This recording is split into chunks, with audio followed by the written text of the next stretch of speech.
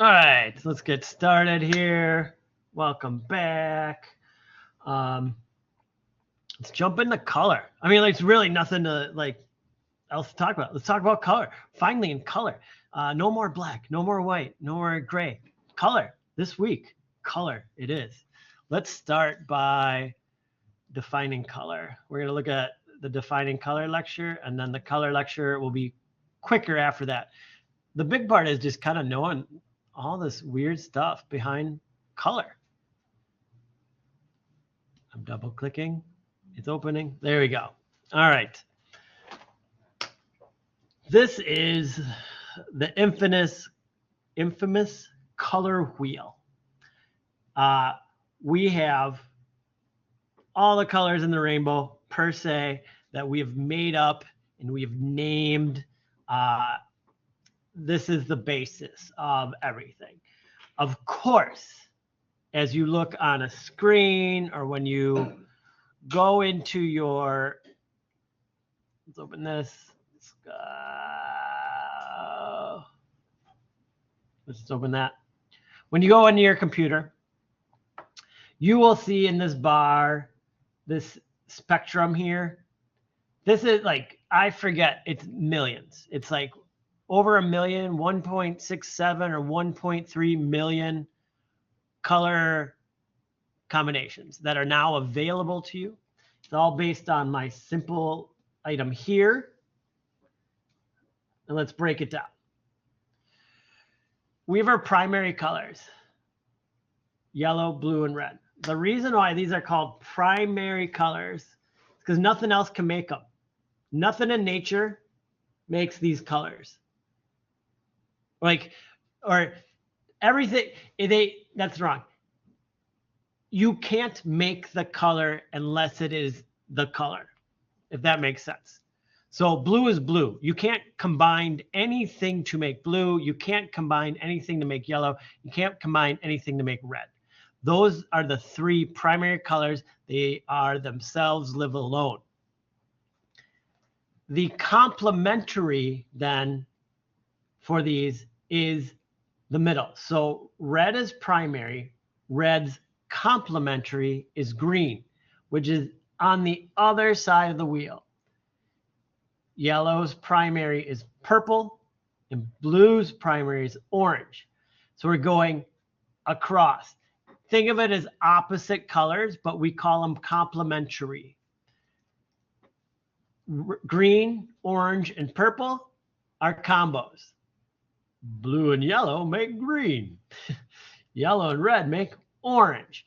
And so, as you can see, it's the primary, it's complementary, is the other two colors mixed together.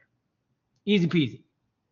Primary, complementary, or opposite, but we might as well speak in design speak. So we're going to speak primary and complementary colors. Fairly down and dirty. This is the color of the rainbow. I need to include in the future something about CMYK and RGB to help define that. I talk about it in other classes, but I should probably do that here because it's dealing with print and screens and it's a little bit different. But for general purposes, this is what we use, okay? You just kind of the color wheel, primaries, complementaries. You can get into secondaries and all this other stuff. It depends on how big of a color nerd you want to be. I literally have like 7 books about color. Yes, there are books and books just simply about color, and I have them and I listen to them. It's a fascinating subject to me. Next is triads. Put a triangle like this yellow triangle here and connect them to another, equally spaced. So yellow, blue, and red, that's a triad. Green, orange, purple, together is a triad. Then you can kind of go in the middle. It's however you spin it, it becomes a triad. The colors work great together. The reason we tell you about these combinations is because they pretty much work really well. People have figured this out, and that, you know, I mean, it's thousands of years of putting colors next to other colors that you figure out like what works good, what doesn't work good. When does it, you know, there's a whole bunch of stuff about vibration and color. And if you put like orange next to teal, it doesn't always work really well. It like vibrates, but it looks cool. A lot of stuff happens. But a triad is simply the three colors. If you built a triangle to separate them, it's a triad. And it's those three colors, however you move along the wheel. This light orange, this kind of tealy, and this reddish purple, not bluish purple, would look good together, possibly on a design. You keep them in the family, kind of keep that color in the family. Analogous is generally 4 or more colors from the same range. The funny part is I can take this and spin it. And as I move over, can I do this? Let's see if I can do it. All right, so if I go like this and this, shit, I'm on my wrong screen for drawing. Do that and that. Hold on, got a question. Yeah, Kevin. No, I don't have a question. I don't know why it's still on there like that. Okay, I'll lower your hand. Maybe I was up from before. Okay. All right. So I'm gonna, if I take that line and I simply like rotate it, which I think I can. Oh, maybe it's not gonna let me rotate. I'm in a weird program. All right, let's delete that. But if I go, simply put, if I go from here to here, these are analogous. If I do these,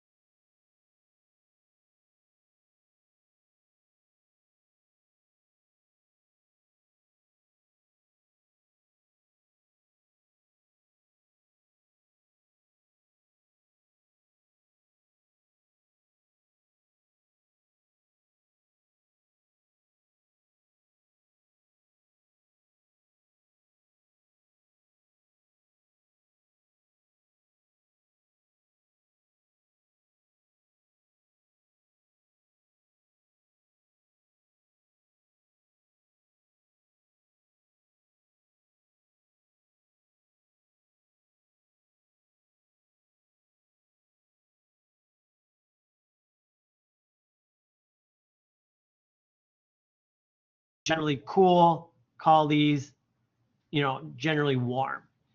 But like I said, we can mix and match. I can make a cool yellow. And you might be like, well, that's like a lime green, but it's like a cool yellow. It's more yellow than it is green, you know, in percentage wise. So it's actually a cool yellow. So there are those little caveats or ways to work with it in there. So monochromatic. It's the color broken down by removing a percentage. These are transparent. So monochromatic. So this is 100% teal. Then it goes to like 80, 60, 40, 20. It's the same color. Nothing has changed. The only thing I have done is removed, for this farthest one, I removed 80% of the pigmentation to that color. And that creates a monochromatic look. And that's why these are transparent. I'm removing like physical particles of color. I guess is the best way. Like I'm picturing in my head, I have pigments at my house and like paint and pigments. I'm like imagining like I'm taking out, and I went for monochromatic, I have a jar of this, but if I want 20%, I'm only adding like a couple grains of this one. It's the same color, it's just less of it spread out. Because then we get into a tint. So this is a tint in which I am adding a percentage of white into the pigment. So I'm now creating what would be called a pigment mix in my mind. And here I have it. It's 100% pigment here. It's still 20% pigment here, but the other 80% is now white. So it goes from, 100, 0, 80, 20, 60, 40, 20, 80, like you understand. So, but what I'm doing is that there's that difference. This is adding white to create a tint. If I want a tint, add white. Monochromatic, for the most part, is not adding anything. These two are generally used in the same vein. Like people use that word, mix them up. Oh, change the tint. It's monochromatic. Oh, I did this. It's monochromatic. It's solids. We use those intermixed. So it's not a huge deal, but there is a difference kind of in the definition of how it works. Tone. Tone is adding gray. So I added a 50% gray and did the exact same thing as before. So again, this is 100% teal. It's actually 50% green, 50% blue to get this color equally mixed. And then this is the gray. I think it's 20% gray. And then I added more and more to that color. And there's ways to do this. I'll show you in Illustrator I'll show you the easy way how to make an easy tint. Tones are a little bit harder. And then the other one, it's tint, tone, and shade. Shade is just adding black, 100% black. So gray is anything that is 99% black to 1% black is gray. Black is black. So shade is adding 100% black to the color. And as you can see, it does make a difference in that, like one's kind of milkier and one's nice sharper. That's like the biggest difference in when mixing of the colors. And there you go. That's the color breakdown. You have that file, so you can look at it and absorb it more for your projects. Let's look at the color lecture. All right. We've gone over these, and so I'm not going to go over a lot of them again. Hue, though, hue is another name for a color. We don't use it much. I don't know, like maybe like the scientific term, whatever. I'm not going to be like, the hue is blue. I'll be like, that color works, that color doesn't. I just don't say hue. Value is the lightness or darkness of color, which is a general term. So when we talk about tint, tone, and shade, monochromatic tint, tone, and shade, we are enveloping it into the value of that color, the lightness and darkness of a color. That gets roped into that as well.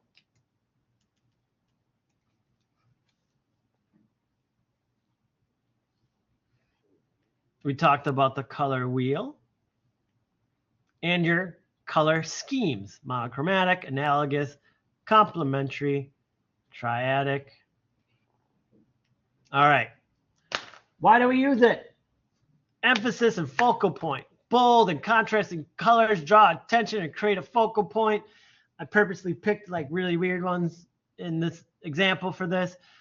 Unity and harmony. You can make a really uncomfortable design by choosing the wrong colors. Like when you look at it, you're like, oh, I don't feel good.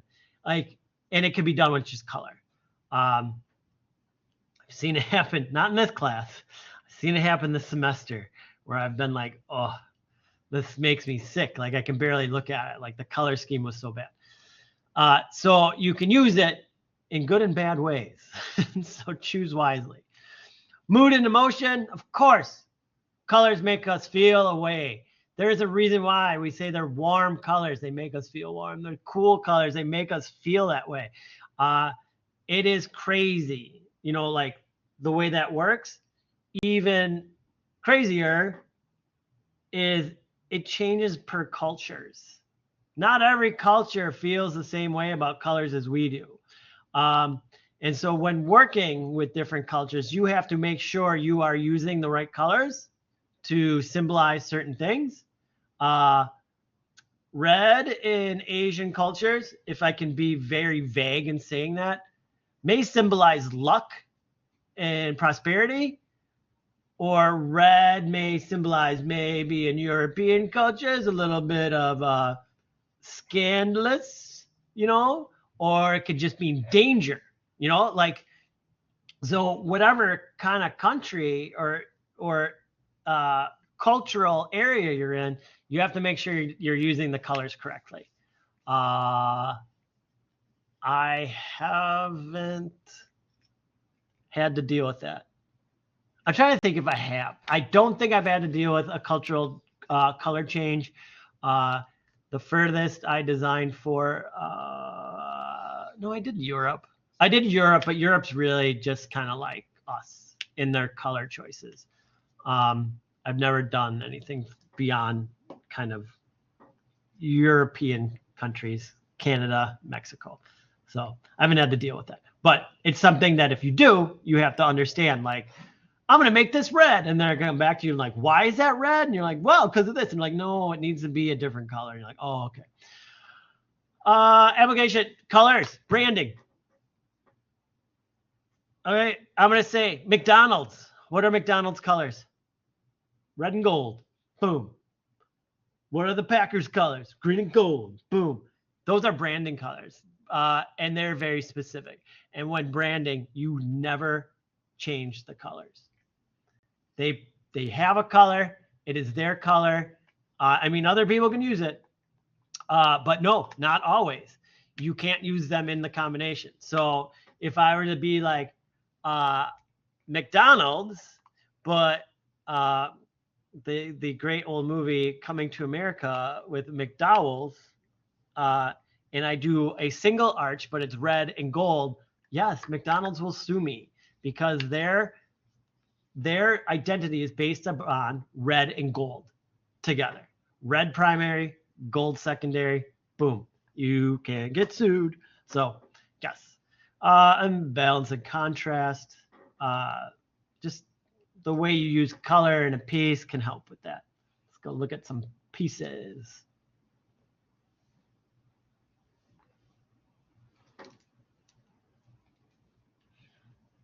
All right.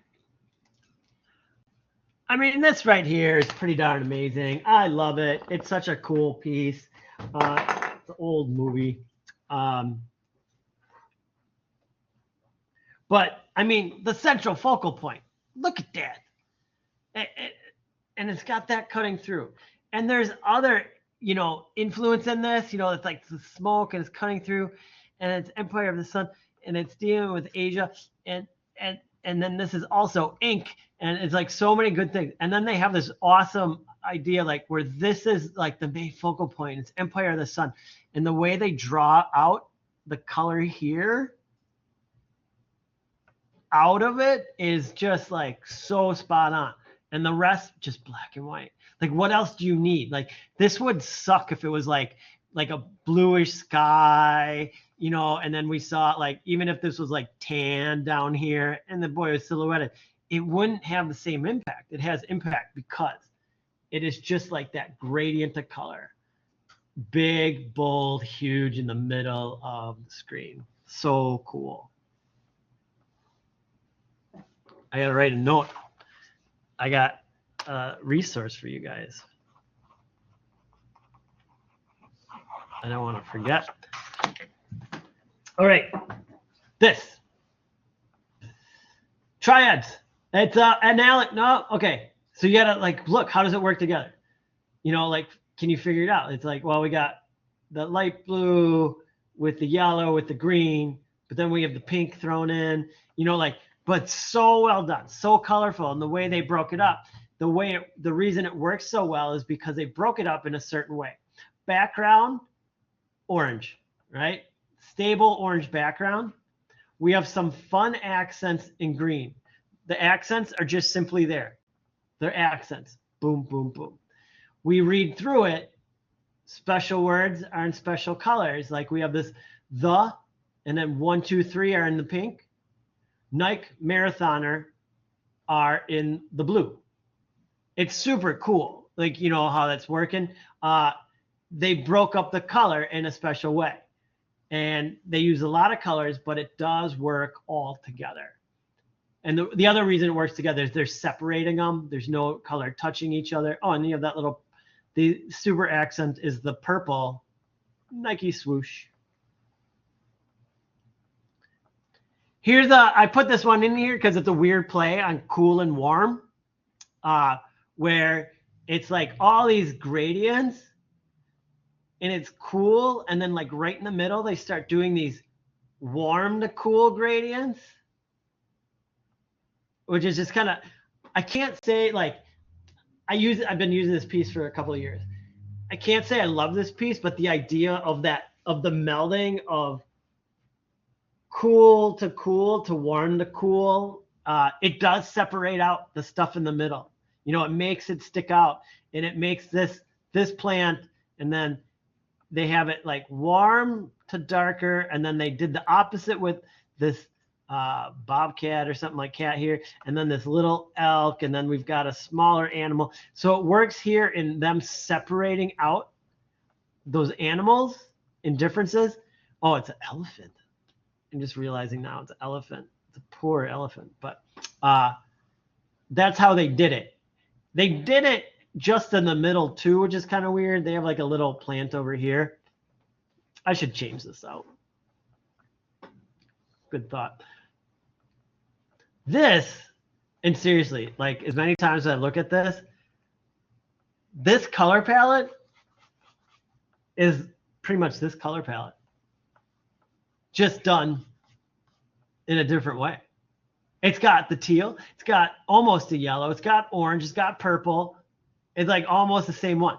But here we have it in this weird, like flowing, oily, wonderful mess that's like pretty cool. Yeah, it works together well. It works together well because it's also abstract. I'm not trying to read information here. This is just to give us a feeling of inner Varnika, whatever that is. And finally, we have the good old fun Woodstock. Now, this is a good transition for your projects because I don't know if it's stated in the project assignment. Oh, well, it's used here. I take it. There's no black in this, except for the typography right here. No black was used in the production of this piece. I don't want you to do that either. When you're doing your color experimentations, I don't want to see black. You've done it for 3 weeks now. Now we're getting into color. You've graduated to being able to use color. I don't want any blacks or grays. Don't worry, it's not in the assignment. But like here, I have this big thing about you don't need black outlines on stuff. Like they didn't black outline the bird. They didn't black outline. It's not a cartoon. They took out all the black lines, and I just taught this like an hour ago to another class. Like, get rid of the outlines. You don't need them when you're designing. It looks so good without it. Black outlines suck. Unless it's so intentionally done, it's part of the piece. So there you go. That's color in a nutshell. Again, like I said, if you want to deep dive into color, you can. There's books on, I mean, every part about design has deep dives into it. There's somebody obsessed about everything in life. One of them, is color. I'm not obsessed, but I do like to listen to books on it and read books on it, and it's pretty rad. All right. Got a friend. I'll keep him private here for a minute. I'm gonna show you a website. Where'd it go? There it is. When you're looking for posters, check out ChicagoVintagePosters.com. If it will load, things are running slow today. There are a ton of great images here. Got just like to start off, this Alder Planetarium one is so rad for planetarium, and look how simple it is, and like simple and like perfect, in that they didn't do much. It's like it's a comet around the I forget what you call that, the sun. I'm gonna let this load up for a minute because it's taking so long, but check this out. Like when you're looking for your posters, go here, and they have tons of posters. Dig in deep, go to the catalog, look at all these different areas. This is destination travel. Jesus Christ. There we go. It's just filling in. Oh, now I hit destination travel. Just like really crazy stuff from really far away and different time. Like, this is so cool. Just great inspiration also for looking at design. It's like the internet's a museum. Don't look at the shit. Look at the good stuff. Don't look at, there's great stuff on like Instagram, but make sure you're looking at professional designers. Look at professional stuff for inspiration. Don't look at your friends. But there you go. ChicagoVintagePosters.com.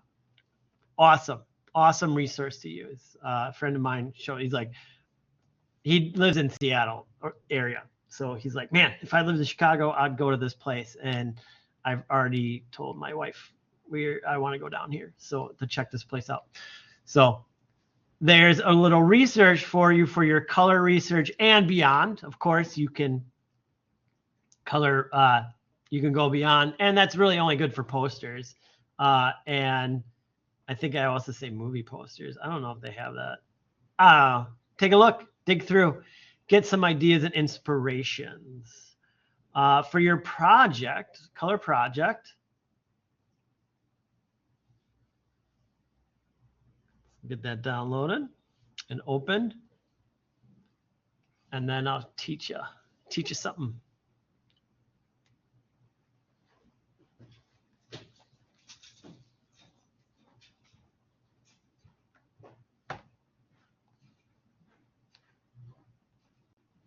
Okay, open the file.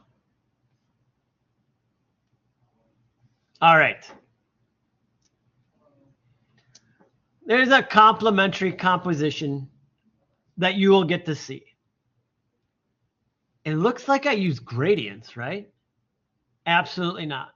There's no gradient. These are all solid colors, and these are a tint of yellow and a tint of purple. But the way I aligned them and the way I set them up is tricking the eye to make it feel like there's some sort of gradient going on. But if I were to pull this apart,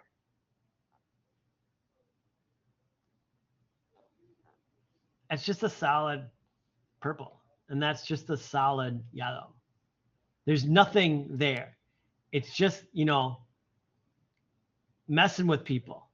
This is the great thing about being a graphic designer, is you can like visually messing with people on how they see things. You have the power to do that. This triad composition is crud, but whatever. It gives you an idea of what you can do.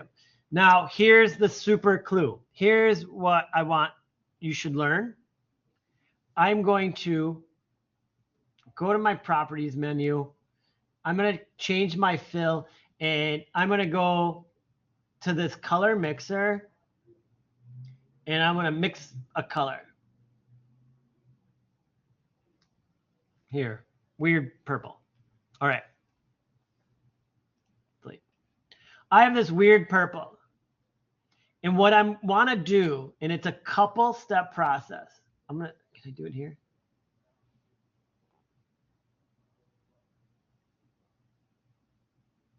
Swatches. Okay. I want to make sure where I show you to do it is correct. It's one of those things I do it enough that I kind of have it memorized. And all right. So I made a purple because I want to use this purple in a design, but I want different shades of it. How do I want it from purple to light purple. So tint. So what you can do is if I'm in, I did it, I made my color, and I'm going to go to this one that's called swatches. I'm going to go to this plus, and it says new swatch, and I'm going to hit plus, and it gives me this information.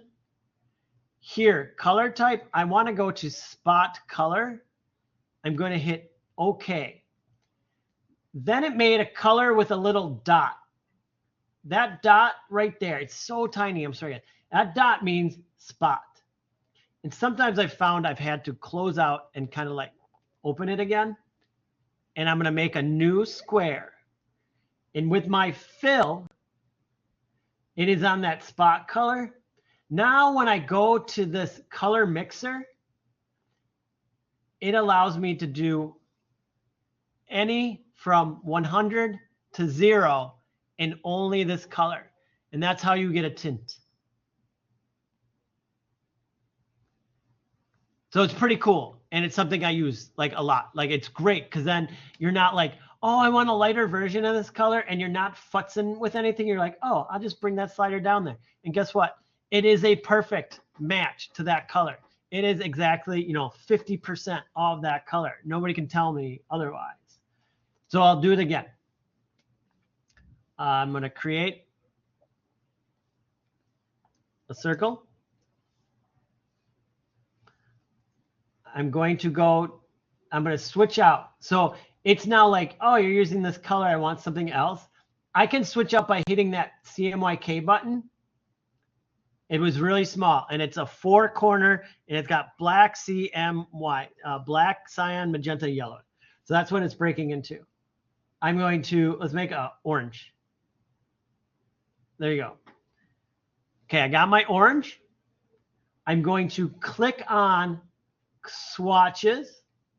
I'm going to click on the plus. I'm going to click process to spot. I'm going to hit OK. A little orange square comes up there with a spot.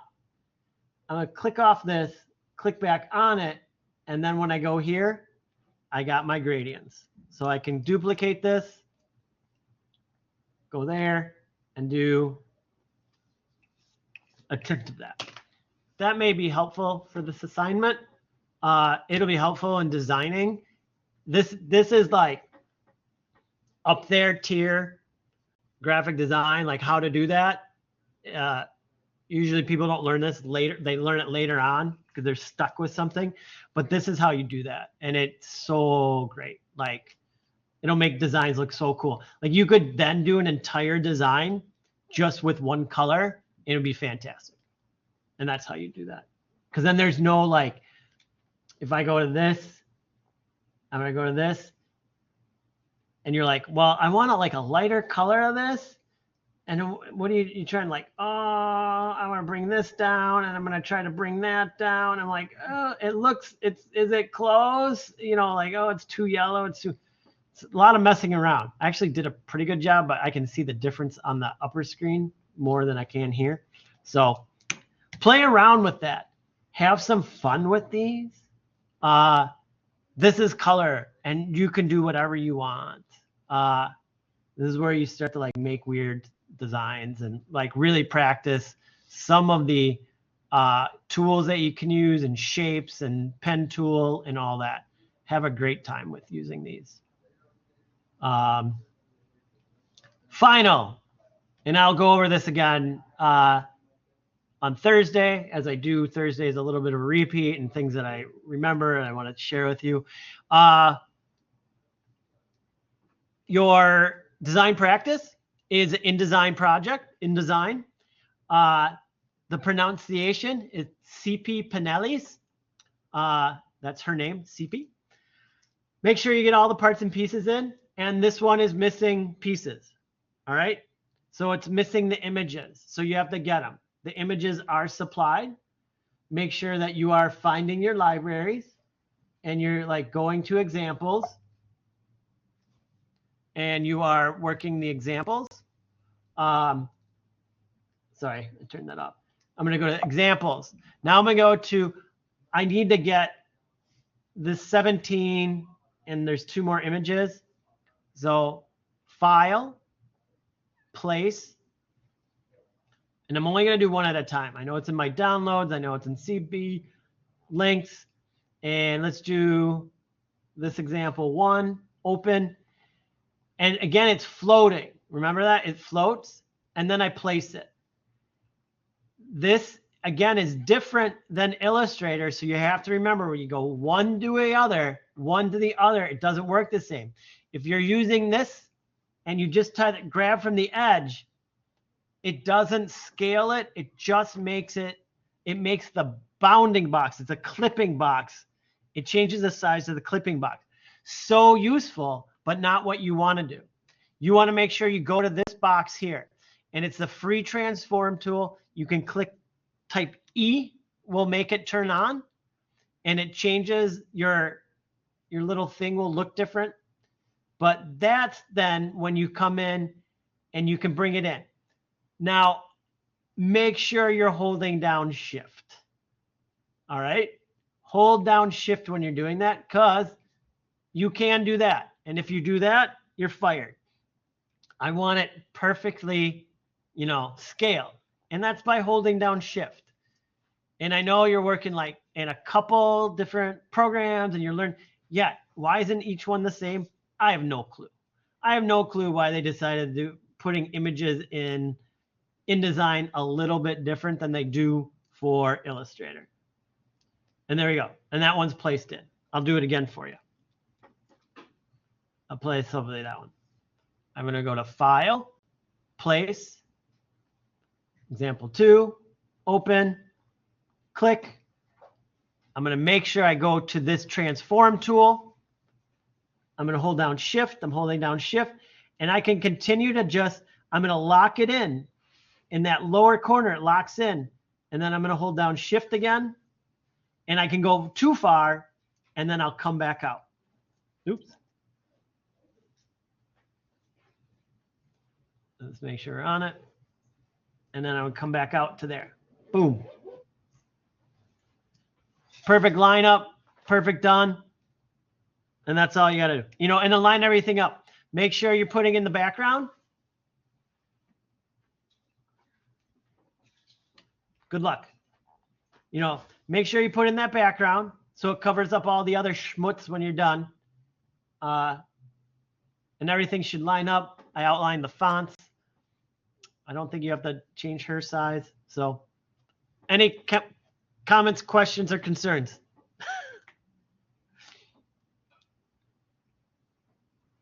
All right, cool. You guys know how to get a hold of me. I'll be here until the next class shows up. And I'm online all the time. And I will talk to you more on Thursday with hopefully more tricks and tips and color stuff. All right, take it easy. Bye.